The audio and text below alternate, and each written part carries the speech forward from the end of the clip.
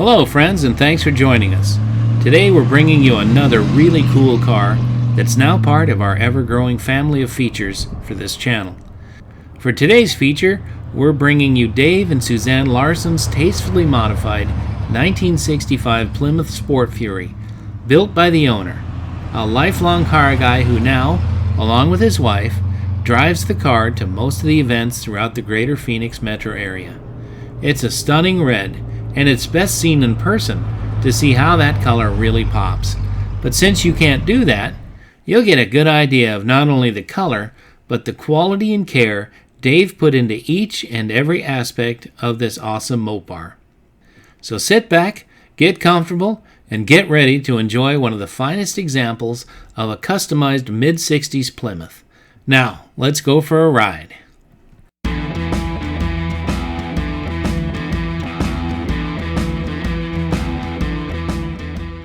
My name is Dave Larson. I live here in Phoenix, Arizona with my wife Suzanne.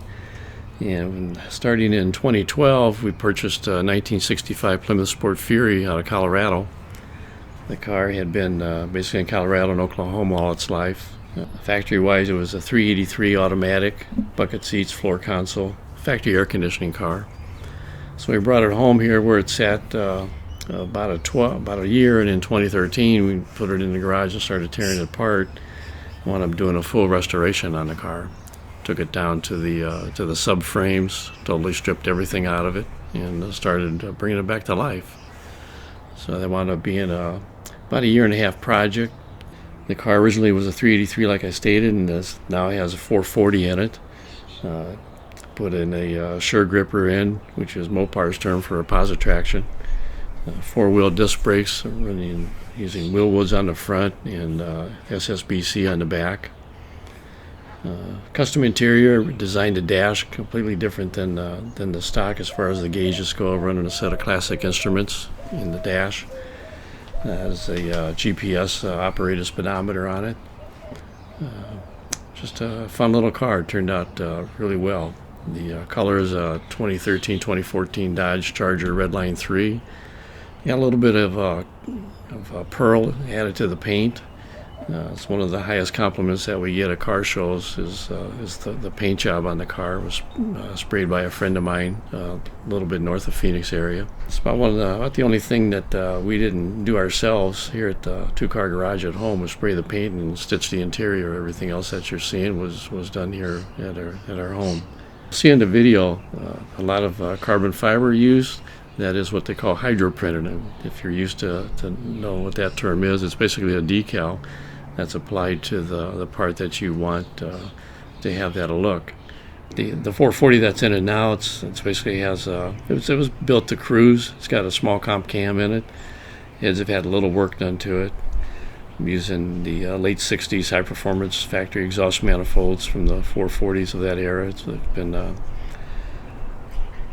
hot jet ceramic coated, which did a lot to decrease the heat under the hood. It's using Hemi reproduction style mufflers. It's got a real nice mellow sound to it without being obnoxious. You can still hear yourself talk when you're inside the car. The air cleaner system on the car you see right now is because this 440 is what they call a raised block. It sits a little higher than the 383 blocks. So we had to go with a low profile air filter system to be able to close the hood without it interfering. The favorite thing I like about the car is the attention that it gets, and that other than that, the car just rides and drives super. Couldn't ask for a better final product. But there's always something to do. We've changed a number of things since it's been done. We finished it in 2017, and we're always looking to improve things, or something new comes out on the market. You thought, boy, that'd be pretty cool to use. So we've done that. One of the major things we did was relocated the battery to the trunk. Put a remote charging post under the hood for if you have to recharge the battery, or just looking for a 12-volt hookup for the repair instrument that you want to use. The things that we really enjoy is talking to people at these shows. They come up and everybody thinks it's a Ford right away because of the design of the stacked headlights in the front. And they always have a lot of questions about the car, and we really appreciate their comments. It's a real nice car to drive. It runs great, and You can't go more than a mile down the road without somebody honking the horn at you or giving you the high five or stopping at the gas stations or red lights, wanting to know about the car and how impressed they are with it. So it turned out pretty well, we think.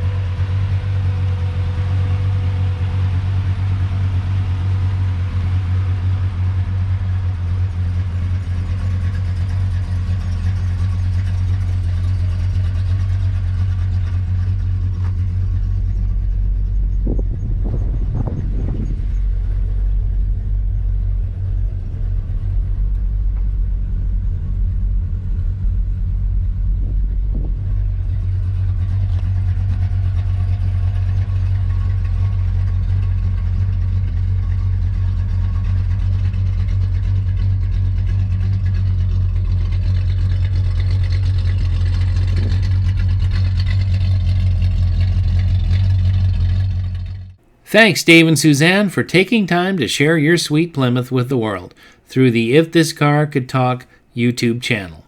It's a car you don't see much, which is surprising, because they do have a very easy-on-the-eyes design.